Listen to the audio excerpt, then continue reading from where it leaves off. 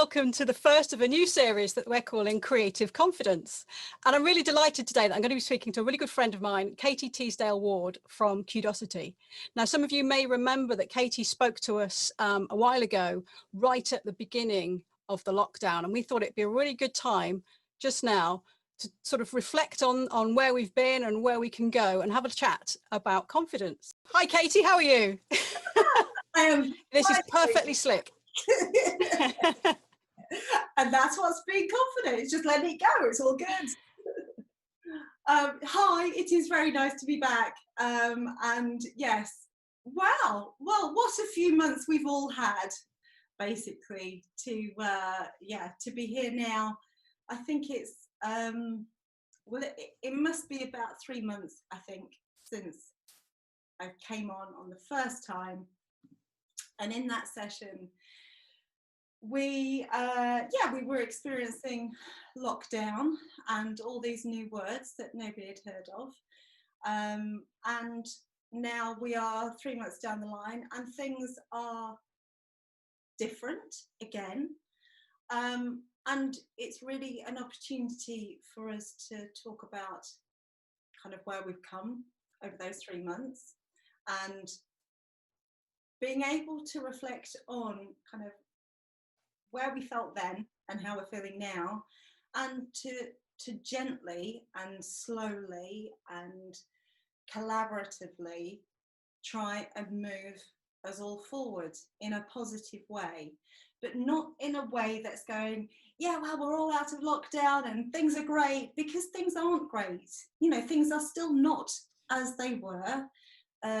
The term that is obviously talked about a lot is this whole normal, which is not normal. But what we felt when we had a chat about doing this series is that we felt that it was a good time to be able to start to gently move forward.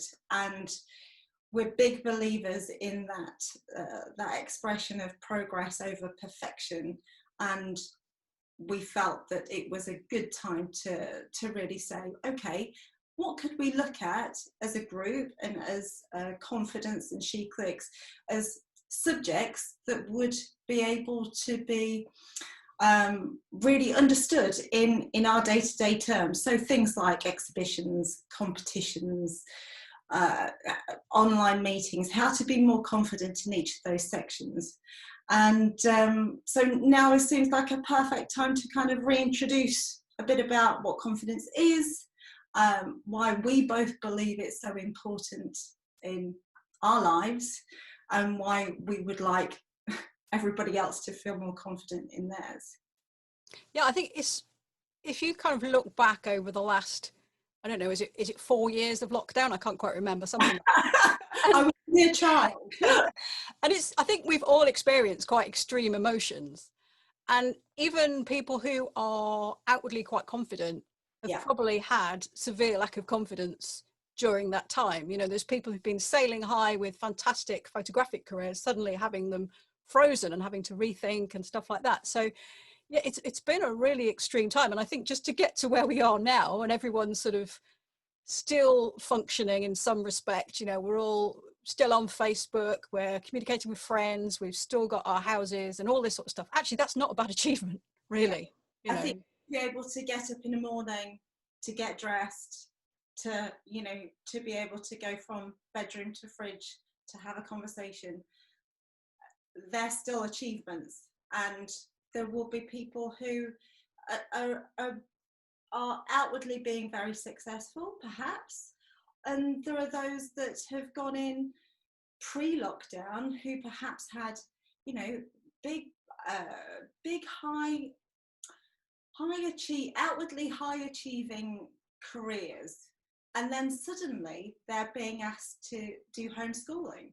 So they've gone from being brilliant in their jobs to being at home with all of that, but also being asked to do homeschooling or possibly looking after other people as well. You know, this whole period has not left anybody unaffected in some way, shape or form. And that was kind of one of the key things, and one of the key takeaways that I would like SheClicks to have from these creative sessions is, it doesn't matter if you come to the end of each session and go, yeah, I could do all of those techniques, I could apply all of those tactics to become more confident, or actually I could just do one of those and that would get me to feeling more confident, to feel like I am making forward progress. So that's a really important point for me, that people don't feel another layer of pressure.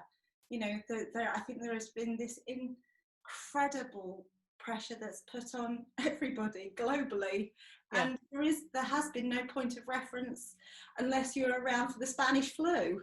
I can't really remember. No. But I also think it's really interesting from the point of view of you know, when stress isn't actually bad for you. Stress is bad for you when it goes on for a really long time and there's no release. And I think we've both experienced situations where, you know, I think we both came into lockdown thinking, right, okay, so this is an opportunity to rethink what we're doing, do this, do that. And then, oh, actually, some of those plans aren't going to work because the lockdown isn't just going to switch off. Yeah. It's going to be a long phase. And then you start to look and you think, oh, crikey, this is going on forever. And you suddenly realize, I can't carry on doing what I'm doing forever, because I've been working at this level or doing all this stuff, assuming it's going to finish in 2 weeks or 2 months or something. And I think we both, and I'm sure a lot of other people, had to kind of go, right, so now is a time to kind of rethink about what is realistic, and to think about, you know, still putting plans in place and doing stuff, but actually cutting yourself a bit of slack and not feeling that you've got to work 14 hours a day and all of that stuff. You know, I think everybody is entitled to a break and a bit of downtime, as well as, you know, trying to be confident and creative.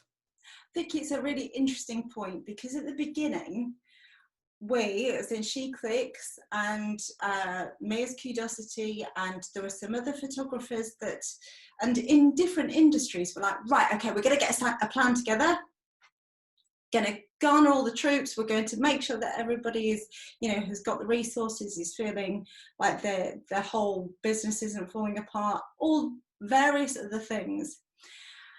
And it was obviously with the best intentions and with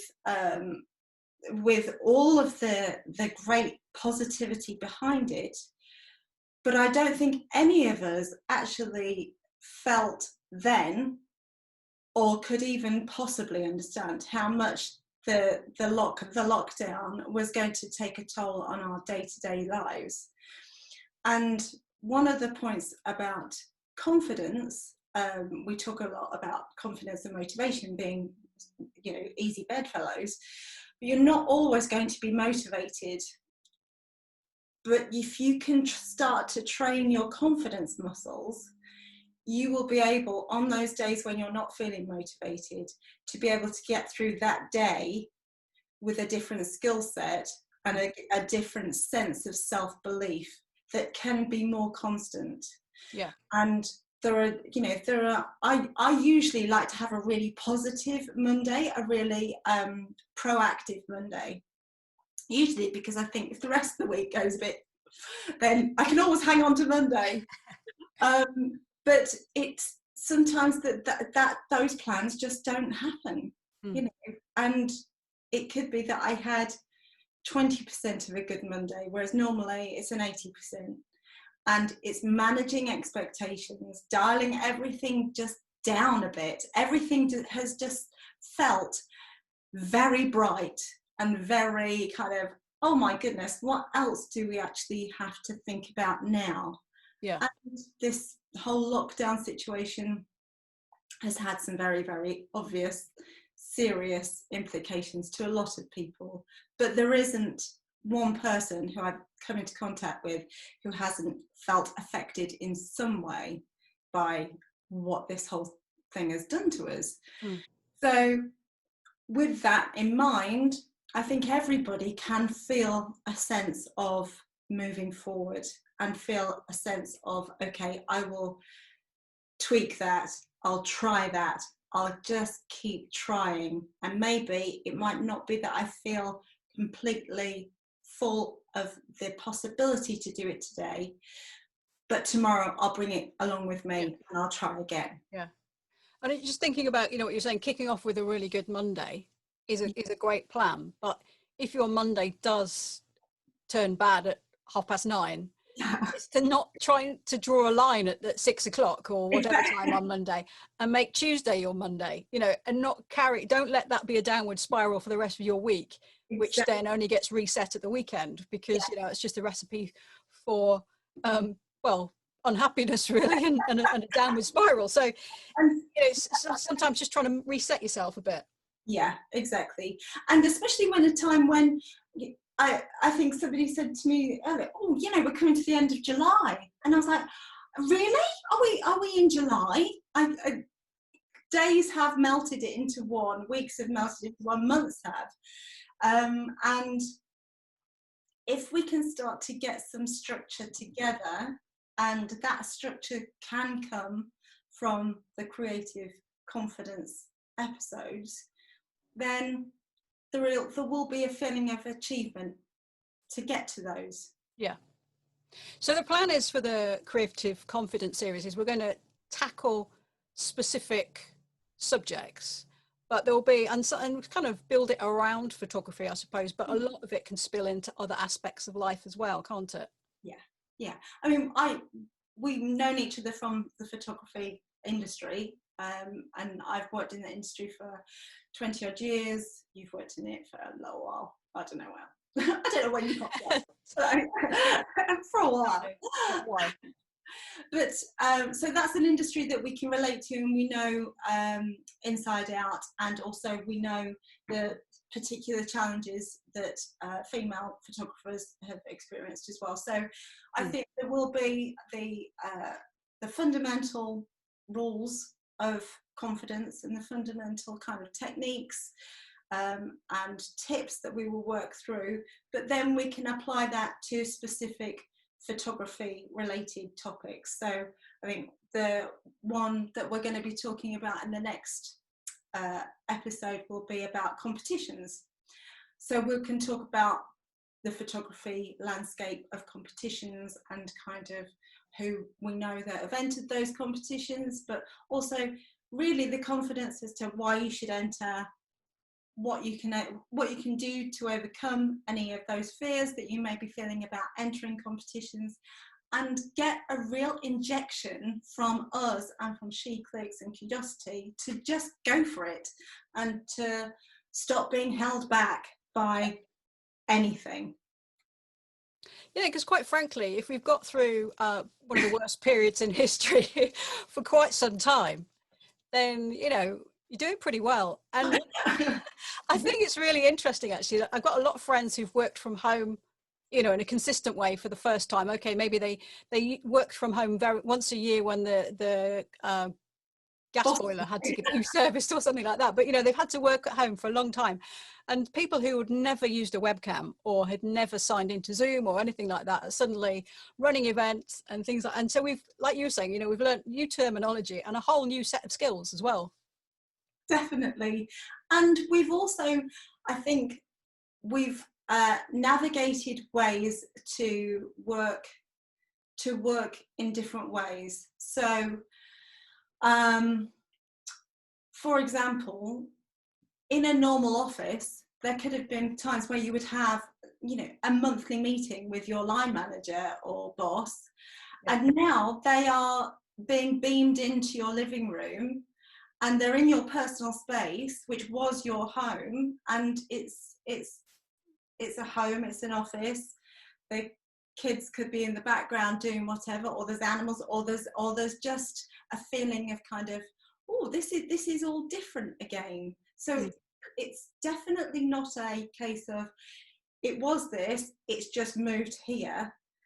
It was this, then we went through all of this, and this, and now I'm here. But what has happened in the middle? Yeah.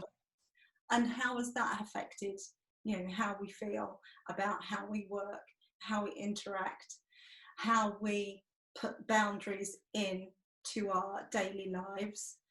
how we talk to our bosses, how we interact with our, our family, our partners, that it was, potentially was nice to wave off goodbye to each other and see, now it's, oh, you're there. Hello.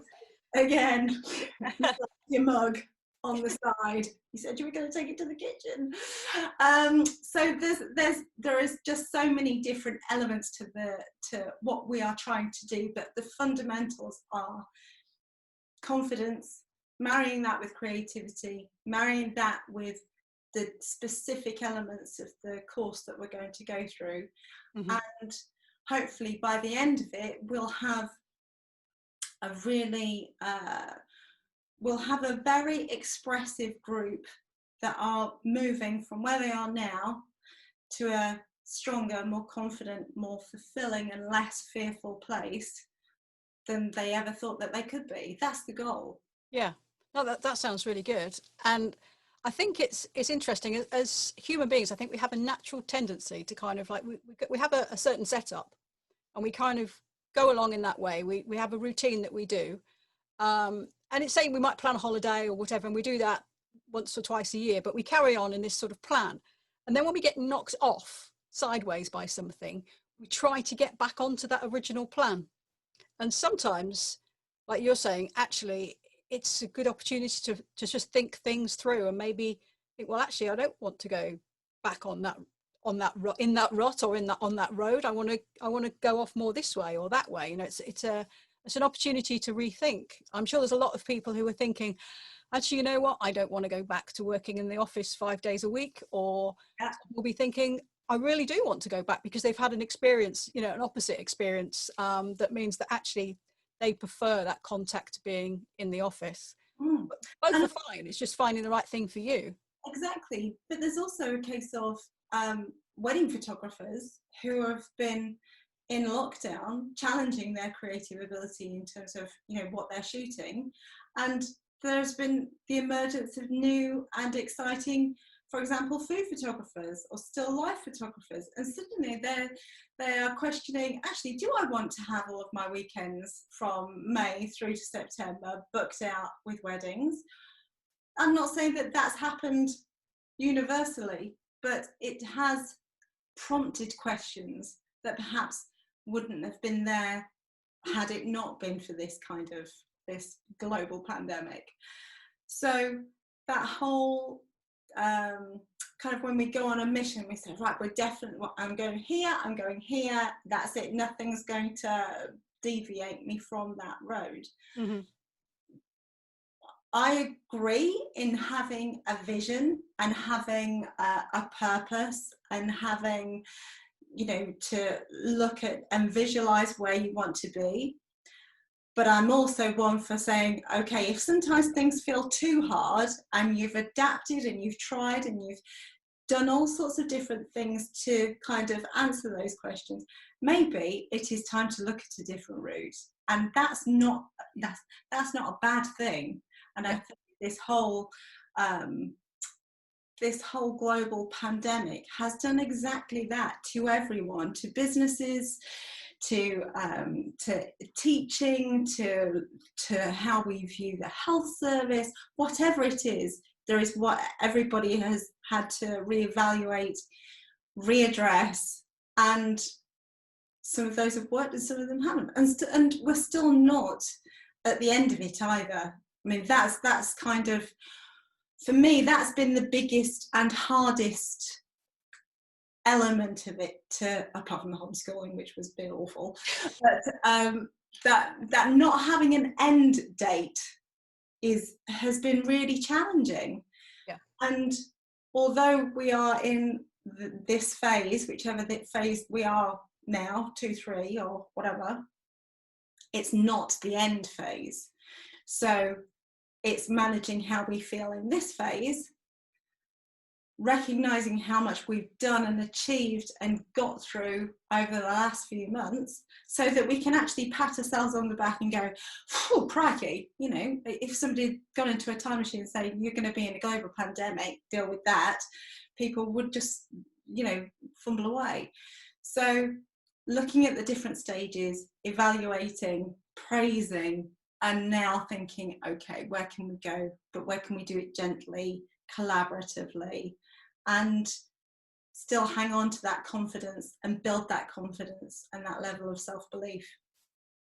I think it's important to remember there's been quite some good things that have come out of the pandemic as well. I think, you know, again, many of us naturally kind of try and look towards the good things, and because that's, if you concentrate on those, you feel happier generally, don't you? It's easier to get up in the morning and do stuff. And I think everyone said, you know, spending time with family, perhaps not the home teaching element of it, but, you know, a lot of people perhaps didn't go out as a family for a walk on a regular basis. But when you were told you could only go out once a day, that was built into the routine. And I think a lot of people are carrying that on because it's been really nice. But one of my favorite things that I've really liked is, you know, when you haven't watched that much news, I've kind of tried to cut back on that a little bit, but watching sort of professional BBC presenters learning how to, you know, be their own camera operator and set up their mics. And, you know, and you've got Laura Ginsburg when she was asking a question and her mic was muted, and you get, you know, I can't remember which minister was talking at the time, so your mic's muted. And she said, oh, can you hear me? And the answer was yes, but that's not your question. You can ask another one. And I like the fact that we kind of, it made us all seem a lot more human. You know, even people we elevated to, you know, they're very professional looking, but actually they've got a terrible webcam. Or, you know, I remember looking at Prince Charles when he was recovering from coronavirus. He did a talk, and I just remember thinking, wow, you've got a really dodgy webcam, you know, and I just thought that was really leveling. Yeah, it's quite a nice thing, you know, and so that kind of encouraged me in a way to try things like this. Yeah, absolutely. And because if you were to ask people before it's like the incident before COVID, if they'd got a Zoom account or knew how to be on Zoom, you know, it would be a small percent. Now Zoom is such a part of our everyday language. Are you Zooming? Have you Zoomed today? How many Zooms have you had? The Zoom wave in, the Zoom wave by, Zoom parties. We've had to learn how to be ourselves, or a version of ourselves, in a completely alien environment. So we've learned, like you say, new skills, new technology. My mum and dad now have a computer that we do a video, you know, a Zoom. And for the first few times, all you could see was mum going like this and sort of going, is it on, Alan? Is it on? and now she's a dab hand, and she'll come on and but you know, there's a generation that's affected. And schooling and yoga lessons and sports and you know, Joe Wicks. God bless Joe Wicks. But there has been lots of positives, but we've had to come to those through some really, you know, crappy news and some life-changing events. But we will get through the next phase again. But we are now, it's like I always think it's like we're having our battery charged. We've got a chance to put ourselves on charge for a while and reboot before we get turned off, and then we have to move on to the next bit. But there will be another adapter, there'll be another PowerPoint, there'll be another place for us to recharge. But we'll be going to it thinking, right, I need to make sure that I've got this, this, and this in place. That already puts us in a far more resilient place than we were 4 months ago. So there are always ways in which we can be moving forward if we just take a little bit of time to go, okay, let me just register what I've done as a human, as a, you know, as a partner, as a parent, as a carer, as somebody who runs their own business, as a photographer, because there are all these different facets that if you were to then just go, oh, actually, I absolutely nailed that, or, you know, I wouldn't do that again. Isn't that amazing to have that knowledge and self-awareness about yourself. And we're all guilty of it. We're all guilty of going, right, need to move on to the next thing. I need to feel like I need to think of the next portfolio or whatever it is, when in fact we would probably benefit far more from using those 2 hours that you have to just go, I'm going to make myself a drink and just register everything that I've achieved. Because that just feels like that just internally feels so much more calming and so much more leveling and so much more just fulfilling. I think that's really true. And I mean, I think a lot of people I've spoken to recently have said that they've been really, really busy during the lockdown, not necessarily with things that bring in money, but, working really hard and putting lots of effort in, and working long hours.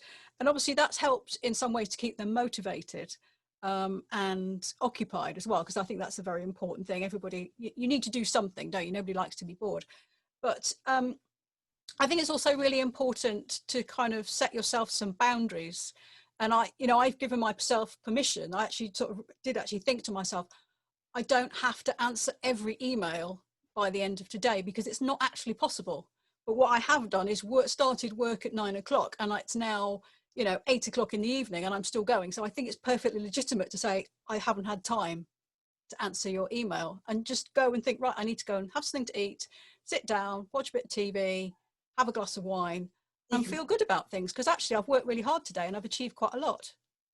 Absolutely, because if a friend was telling you what they'd done that day, you'd immediately say, of course you're going to power down. If I could go over there, I'd rip out your internet so that you could you are right to stop. And sometimes you do need to, I think that's what SheClicks is really good at, is you are part of a community that says it's okay, and this comes at the really runs through the whole theme of confidence, is to say it's okay.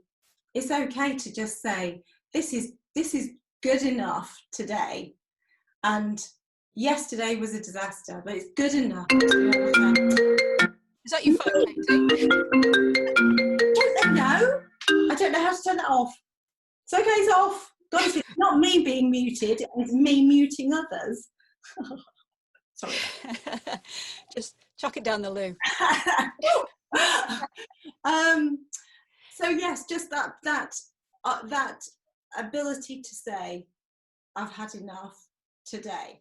Mm-hmm. I'll come into tomorrow with a different mindset. Yeah. So talking about coming to tomorrow, our next episode, as we've decided to call them, I don't know, what is this series? Is there such a thing as a live stream? I think this is a live stream. Yeah, well, let's say that. It's a live stream. So next time we're going to talk about competitions, and why, and you should enter photographic competitions, and how you can become confident enough to enter competitions. And we're going to do that on the 21st of August. Yes, Friday. This year. August is coming up quite soon. So I think, that's a Friday, and it'll be at 2 o'clock again, won't it? Yeah. And I think one of the things that we will talk about as well as why you should, and all the competitions that are good to enter, and the deadlines that are coming up, is kind of looking at reasons why we haven't entered competitions before. And once you start to look at that, or the fear of why you haven't felt good enough, able enough, ready enough, whatever, they're really important for us to talk about, because those kind of, that they're called limiting behavior, or limiting beliefs rather, will impact on other areas as well. So it's important that we kind of touch on that, as well as the competition element of going for it, the reason that we did before. But I'm looking forward to it. I think it's going to be really good. Yeah, it should be very good. And you've probably noticed that I keep my eyes keep going down like that, because I'm just checking, obviously, we're streaming this live to Facebook, the Facebook group, and there's some really interesting comments coming in, and I think you'll enjoy reading them. and people sort of suggesting things around, you know, what we've been talking about. So keep them coming. And so next time we're going to be talking about competitions. But if anybody watching, listening to this, has any thoughts of an area that they'd like to build their confidence, then we'd really like to hear about it, because we could build an episode around that. You know, say specifically around being creative and building your creative confidence. But like Katie said, it kind of spills onto all other areas. So, you know, just let us know if you've got a particular area of interest that you'd like us to talk about. Yeah, absolutely. And it is now the time to just be really open and, you know, ask those questions. And it could be that we do, you know, a spin-off or a different podcast or something that is, but it's creativity and confidence in creativity, and just letting go of all of that fear. It'd be very liberating. I feel liberated already. Is that because somebody's just poured you a gin and tonic? It's because I've actually just blown up my phone. It's like, oh yes, there it is. That'll do. Well, Katie, it's been really great talking with you again. Lovely to see you. And I'm really looking forward to catching up next time. Yes, thank you very much, and have a lovely weekend, everyone. Oh, I've got to do the Zoom wave. This is it, the Zoom wave.